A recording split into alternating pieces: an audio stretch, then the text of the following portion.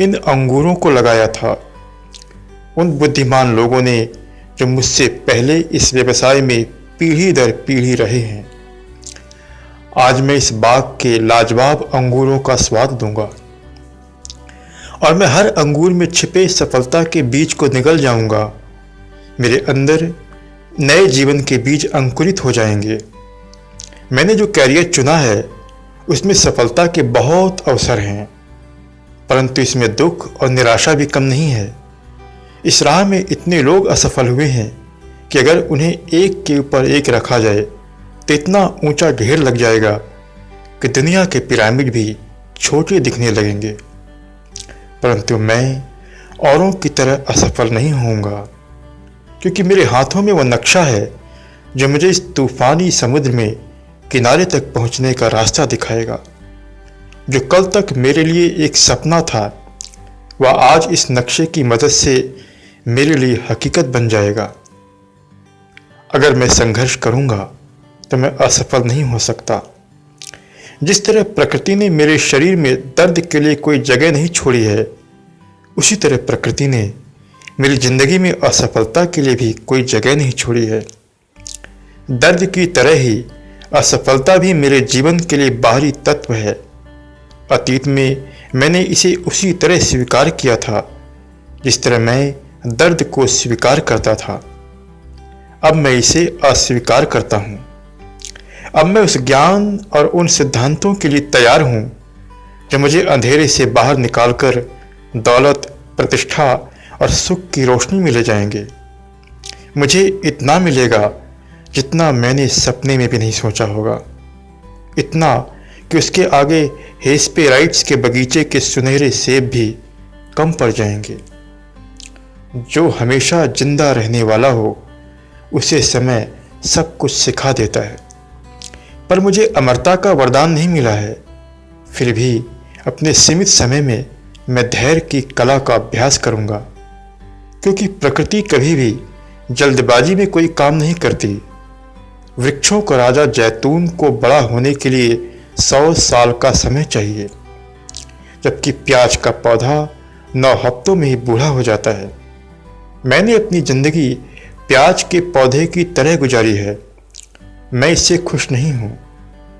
अब मैं महान जैतून वृक्ष बनूंगा और सचमुच सबसे महान सेल्समैन बनकर दिखाऊंगा। और मैं ऐसा किस तरह करूंगा, क्योंकि मेरे पास महानता हासिल करने के लिए न तो ज्ञान है और न ही अनुभव। मैं पहले ही अज्ञान की अंधेरी राहों पर रास्ता भटक गया हूं और आत्मदया की खाई में गिर गया हूं। इसका जवाब आसान है। मैं अपनी यात्रा शुरू करते समय अपने दिमाग पर कोई बोझ नहीं रखूंगा। मैं अपने साथ अनावश्यक ज्ञान का कोई बोझ लेकर नहीं चलूंगा, न ही अर्थहीन अनुभव की अड़चनों को अपने साथ रखूंगा। प्रकृति ने मुझे इतना ज्ञान और आत्मबोध दिया है जो जंगल के किसी भी जानवर से ज़्यादा बेहतर है, और वैसे भी अनुभव का मूल्य कुछ ज़्यादा ही आंका जाता है। आमतौर पर अनुभव की तारीफ वे बूढ़े लोग करते हैं जो समझदार दिखते हैं परंतु मूर्खतापूर्ण बातें करते हैं। यह सच है कि अनुभव पूरी तरह सिखाता है, परंतु यह भी सच है कि अनुभव से सीखने में कई साल लग जाते हैं। यही कारण है कि उसकी शिक्षा की कीमत समय के साथ साथ घटती जाती है, क्योंकि यह शिक्षा समय के साथ ही मिलती है। अंत में यह शिक्षा मुर्दा आदमी के किसी काम की नहीं रहती। इसके अलावा अनुभव भी फैशन की तरह है। जो चीज़ आज सफल है वह आने वाले कल में भी सफल हो, इस बात की कोई गारंटी नहीं है। केवल सच्चे सिद्धांत ही कामयाब होते हैं, और ऐसे सिद्धांत मेरे पास हैं। जो नियम मुझे महानता के पथ पर ले जाएंगे, वे नियम इन ताड़पत्रों में लिखे हुए हैं। वे मुझे सफलता हासिल करने से ज़्यादा यह सिखाएंगे कि असफलता से कैसे बचा जाए। सफलता क्या है? यह केवल एक मानसिकता है। हजार बुद्धिमान आदमी भी सफलता की परिभाषा एक से शब्दों में नहीं दे सकते, परंतु असफलता का वर्णन एक ही तरह से किया जा सकता है। असफलता अपने जीवन के लक्ष्यों को हासिल करने की अयोग्यता या असमर्थता है, चाहे वे लक्ष्य कुछ भी हों। वास्तव में असफल और सफल लोगों में केवल आदतों का फर्क होता है। अच्छी आदतें हर तरह की सफलता की कुंजी हैं। बुरी आदतें असफलता का दरवाजा खोल देती हैं। इसलिए मैं जिस पहले नियम का पालन करूंगा, वह नियम बाकी सारे नियमों के ऊपर आता है। मैं अच्छी आदतें डालूंगा और उनका गुलाम बन जाऊंगा। बचपन में मैं अपनी इंद्रियों का गुलाम था, अब मैं अपनी आदतों का गुलाम हूं। जिस तरह सभी लोग होते हैं, वर्षों की सीखी हुई आदतों ने मेरी इच्छा शक्ति को कमजोर बना दिया है। अतीत के कामों ने मेरे लिए एक ऐसा रास्ता बना दिया है जिसमें मेरा भविष्य कैद होता दिखता है। मैं भूख, भावना, पूर्वाग्रह, लोभ, प्रेम, डर, माहौल और आदतों के कारण काम करता हूँ, और इन सभी में सबसे निरंकुश शासक है आदत। इसलिए अगर मुझे आदत का गुलाम बनना ही है, तो मैं अच्छी आदतों का गुलाम क्यों न बनूं? मैं अपनी बुरी आदतों को जड़ से उखाड़ फेंकूंगा और अच्छे बीजों के लिए नई क्यारी तैयार करूंगा। मैं अच्छी आदतें डालूंगा और उनका गुलाम बन जाऊंगा। और मैं ये मुश्किल काम किस तरह करूंगा? मैं इन ताड़पत्रों के सहारे ऐसा करूंगा, क्योंकि हर ताड़पत्र में एक ऐसा सिद्धांत दिया गया है जो मेरे जीवन से एक बुरी आदत को निकाल फेंकेगा और इसके बजाय मुझ में एक अच्छी आदत डाल देगा। और हर अच्छी आदत मुझे सफलता के नज़दीक ले जाएगी। प्रकृति का नियम है कि एक आदत दूसरी आदत को दबा सकती है। सफलता हासिल करने के लिए सबसे पहले तो मुझे यह नई आदत डालनी होगी। मैं हर ताड़पत्र को 30 दिन तक पढ़ूंगा और इसके बाद ही अगले ताड़पत्र को पढ़ना शुरू करूंगा। पहले तो मैं इन शब्दों को सोकर उठते ही खामोशी से पढ़ लूंगा, फिर मैं इन शब्दों को दोपहर भोजन के बाद खामोशी से पढ़ूंगा। आखिर में मैं इन शब्दों को सोने के ठीक पहले पढ़ूंगा। और सबसे महत्वपूर्ण बात यह है कि इस वक्त मैं इन शब्दों को तेज आवाज़ में पढ़ूंगा। अगले दिन मैं इसी प्रक्रिया को फिर से दोहराऊंगा और मैं इसी तरह 30 दिन तक अभ्यास करूंगा। फिर मैं अगले ताड़पत्र को निकालूंगा और उसे भी 30 दिन तक पढ़ूंगा। इसी तरह से मैं हर ताड़पत्र को 30 दिन तक पढ़ता जाऊंगा, जब तक कि उन्हें पढ़ना मेरी आदत न बन जाए। और इस आदत से मुझे क्या हासिल होगा? इसी से मनुष्य की सफलताओं का रहस्य छुपा हुआ है।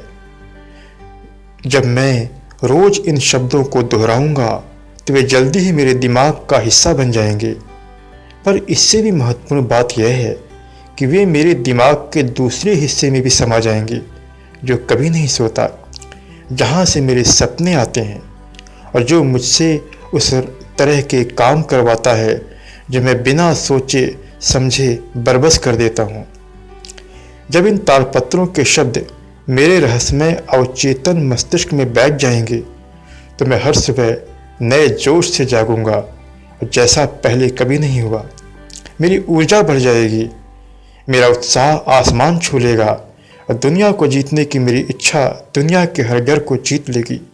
और मैं दुख और संघर्षों से भरी इस दुनिया में इतना सुखी हो जाऊंगा जितना मैंने सपने में भी नहीं सोचा था। अंततः मैं पाऊंगा कि मैं इन ताड़पत्रों में लिखे तरीकों के अनुसार व्यवहार करने लगूंगा और कुछ समय के बाद ही यह अपने आप होने लगेगा। मेरे काम और मेरी प्रतिक्रियाएं धीरे धीरे आसान होती जाएंगी, क्योंकि कोई भी काम लगातार अभ्यास से आसान हो जाता है। इसी तरह एक नई और अच्छी आदत का जन्म होता है। जब कोई काम लगातार दोहराने के कारण आसान हो जाता है, तो इसे करना सुखद हो जाता है। और जब इसे करना सुखद हो जाता है, तो ये मानव स्वभाव है कि वो इसे बार बार करना चाहता है। जब मैं इसे बार बार करूँगा, तो ये मेरी आदत बन जाएगी और मैं इसका गुलाम बन जाऊँगा। चूँकि ये एक अच्छी आदत है, इसलिए मैं यह काम इच्छा से करूँगा। आज मैं एक नए जीवन की शुरुआत करता हूँ और मैं खुद से ये वादा करता हूँ कि कोई भी चीज़ मेरे नए जीवन के विकास में बाधा नहीं डाल सकती। ऐसा कभी नहीं होगा कि मैं किसी दिन इन तालपत्रों को न पढ़ूं, क्योंकि वह दिन मेरी ज़िंदगी में फिर कभी लौट कर नहीं आएगा, न ही उसके एवज में मुझे दूसरा दिन मिलेगा।